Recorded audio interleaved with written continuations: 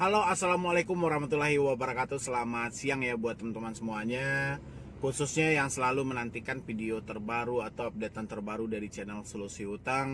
Saya ucapkan selamat siang, selamat sore. Semoga kita semuanya dalam keadaan sehat.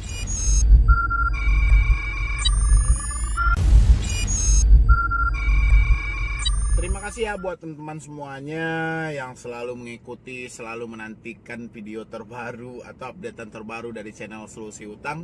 Saya ucapkan ribuan terima kasih karena berkat dari supportan Anda semuanya, berkat dari dukungan Anda semuanya, sehingga channel ini bisa bermanfaat dan bisa berkembang sampai detik ini.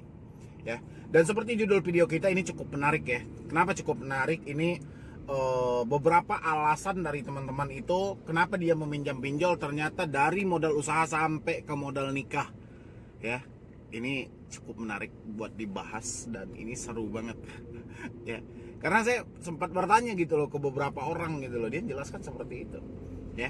Dan ini mau kita bahas hari ini bagi teman-teman semuanya yang belum support channel ini, silahkan disupport dulu. Semoga channel ini makin berkembang lagi dan saya makin semangat lagi memberikan solusi dan motivasi buat Anda semuanya.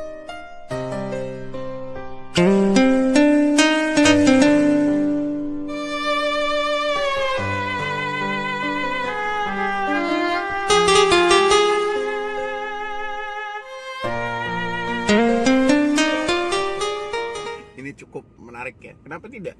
Mulai dari modal usaha sampai modal kawin, minjam di pinjaman online. Gak kebayang saya nggak kebayang sih. Kalau untuk usaha kira-kira dengan modal 500.000, 300.000, 1 juta, emang buat usaha apaan sih? Ya, saya sempat mikirkan itu, emang orang ini mau usaha apa? Oke, pedagang goreng. Tapi kalau pedagang goreng 500.000, ya oke lah, bisa jadi karena kita dari usahanya kecil ya. Tapi nggak mungkin sekian juta orang semuanya pedagang gorengan ya. Mungkin hanya beberapa orang aja. Kebutuhan mendesak bang, apa sih kebutuhan mendesak? Anak masuk rumah sakit, anak butuh biaya sekolah. Ya oke, saya bisa juga menerima itu ya, sama saya ya. Tapi ya oke, karena memang kebutuhan mendesak, anak butuh biaya, semuanya butuh sekolah, butuh makan, butuh minum. Tapi yang buat modal kawin ini loh yang menjadi menarik bagi saya itu. Mulai dari modal usaha sampai modal kawin, pinjam di pinjaman online gitu loh ya. Kira-kira perkawinan Anda bertahannya sampai berapa lama gitu? Iya, kalau Anda mendapatkan tipe wanita yang benar-benar setia, yang ikhlas akan menerima semua keadaan Anda, atau Anda mendapatkan seorang pria yang benar-benar juga yang ikhlas menerima kenyataan yang ada, bagaimana kalau tidak? Dan bukan satu atau dua orang lagi yang perkawinannya kandas gara-gara pinjaman online. Sementara, nah ini ya kan, sementara Anda mengambil pinjaman online buat modal nikah. Ada juga yang jelasin sama saya seperti itu, bang, sejak mulai modal usaha sampai modal kawin bang. Modal kawin ini saya juga definisikan ya mungkin modal nikah ya, bukan kawin gimana lah gitu ya. Pokoknya Anda paham lah, itu bukan buat itu kan. Tapi kalau kawin buat itu, sewa hotel nih segala macam, yo wis oke. Berarti otak Anda memang udah kebalik kali itu ya.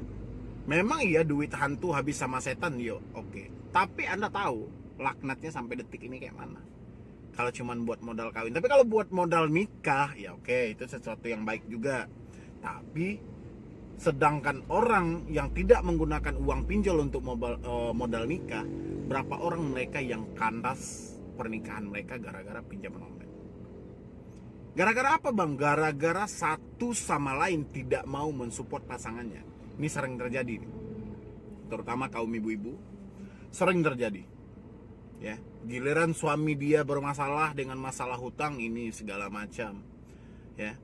Giliran suami Anda cari kerja dapat duit banyak, ini Anda senyum-senyum, dikasih duit nih mah, duitnya mah, giliran dia terjebak utang, mampus, siapa suruh kamu utang? Ya, kejam kali bu kalau kayak gitu. Ya, suami juga seperti itu. Ya, istrinya ngutang di pinjol, dia malah ngamuk. Bahkan sampai perceraian, sampai pertengkaran yang tidak ada akhirnya gitu loh. Bahkan suami-suami yang bodoh rela ninggalkan istrinya cuma gara-gara dia ditelepon oleh debt collector pinjaman online. Ya, bayangin gitu loh. Cuma gara-gara Anda ditelepon, pasti saya yakin debt collector menjelaskan Anda suami macam apa, bodoh kan gitu kan. Kenapa kau tidak nafkahi istrimu? Kenapa kau tidak bayar hutang istrimu? Pasti debt collector bilang seperti itu. Karena saya tahu drama debt collector itu seperti apa. Dan Anda kemakan akan ucapan debt collector, berarti Anda lebih bodoh dari debt collector. Ya. Karena yang dibutuhkan oleh istri Anda ketika dia terjebak di pinjaman online adalah dorongan mental, semangat, motivasi. Karena supportan dari Anda lebih berharga dari uang nafkah jutaan yang Anda berikan. Ya, karena wanita ini butuh dimanja dan dimengerti. Oke, dia melakukan suatu kesalahan, Anda marah, tapi jangan sefatal itu, bro. Ya. Kalau perempuan bertindak, habis, kita yang habis. Ya. Makanya boleh kita marah, kita menasehati, tapi di balik sebuah marah kita tersimpan satu nasihat buat istri kita. Ya. Kayak gitu. Ini saya banyakin, ini sampai dia sang suami keluar rumah, pergi balik ke tempat ibunya, nanti dek aku pengen ngomong sama anak. Itu keegoan Anda sebenarnya sudah keluar gitu loh. Padahal Anda pengen ngomong sama istri Anda, kenapa saya nggak dijemput gitu ya. Tapi alasannya sama anak ini segala macam kan gitu kan. Makanya dipikirkan, dipertimbangkan, karena kesalahan yang terjadi dari istri Anda tidak terlepas dari kesalahan Anda sebagai seorang suami. Ya. Bukan saya menghina suatu pekerjaan Anda, tidak. Tapi tidak terlepas dari kesalahan Anda sebagai suami. Kalau memang Anda mencukupi nafkah lahir, ya, mungkin istri Anda tidak akan terjebak di pinjaman online. Tapi sayang Pak, ya, makanya kita introspeksi diri. Sejauh ini nafkah yang kita berikan gimana? Ya, terkadang wanita ini karena rasa cinta dia, karena dia ingin berkorban untuk suaminya, dia ikhlas karena dia tahu pendapatan dari suaminya segini. Ya, sementara dia membutuhkan dana yang lain buat keperluan anak, buat membantu urusan rumah tangga, sehingga dia keteledoran masuk ke pinjaman online. Dan di saat dia bingung, Anda malah ninggalkan. Ini kejam banget gitu loh. Ya.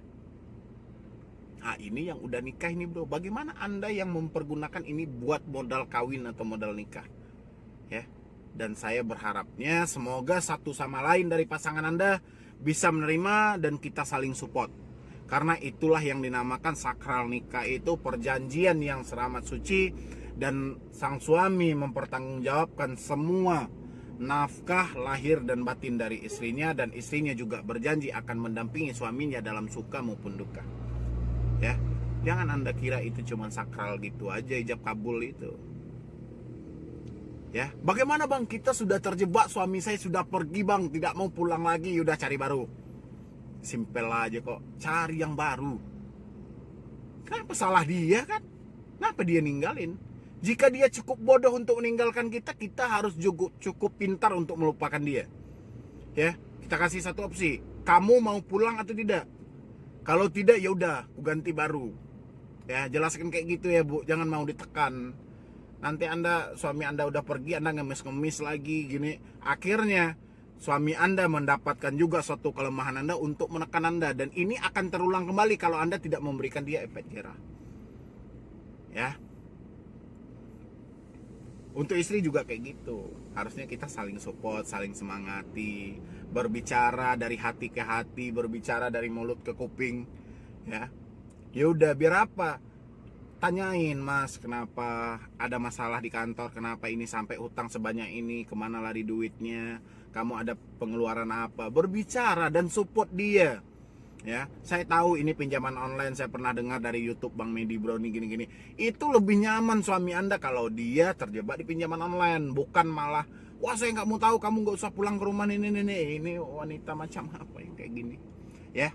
Dan intinya buat teman-teman semuanya, pinjaman online kalau bisa, ini saya sarankan lagi, kalau bisa jangan sampai Anda meminjam di pinjaman online, jangan sampai ya. Kenapa? Karena ini memang lintah darat banget. Belum ada sejauh ini manfaat dari pinjaman online, justru kesengsaraan bagi Anda. Kalau semua orang yang meminjam di pinjaman online, mereka mau jujur dan terbuka, tidak ada manfaatnya sama sekali. Ya, malah kesengsaraan yang ada. Makanya kalau bisa buat teman-teman semuanya, jauhi pinjaman online. Jangan pernah menoleh ke pinjaman online atas dasar apapun. Ya, berusaha dari diri Anda, percaya akan kemampuan Anda, dan yakin bersungguh-sungguh berusaha, berdoa, insya Allah gitu loh. Rezeki tahu di mana alamat Anda. Yang penting Anda berdoa dan berusaha. Ya, karena ini pinjaman online ini sudah cukup meresahkan banget. Tanpa kecuali mau modal usaha, kebutuhan mendesak, mau modal kawin, mau modal apapun, sebisa mungkin hindari pinjaman online sebelum kesengsaraan menghampiri diri Anda. Ya.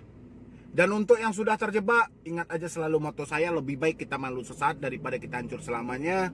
Kalau memang menyatakan sudah tidak mampu, ya udah persetan dengan sebar data, persetan dengan teleponan, persetan dengan teroran, terserah mereka mau ngancam. Yang penting lebih baik kita malu di hari ini daripada kita hancur seumur hidup kita. Ya, Anda cicil, Anda perpanjang, ini tidak akan lunas. Anda harus katakan tidak dalam hati Anda dan persiapkan untuk resikonya. Risikonya apa bang? Yang barusan saya sebutkan, jangan Anda tanya lagi.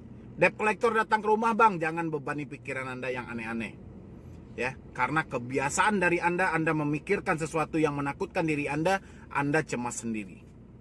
Ya, jadi cuman itu dulu yang dapat saya sampaikan. Terlebih dan terkurangnya saya mohon maaf.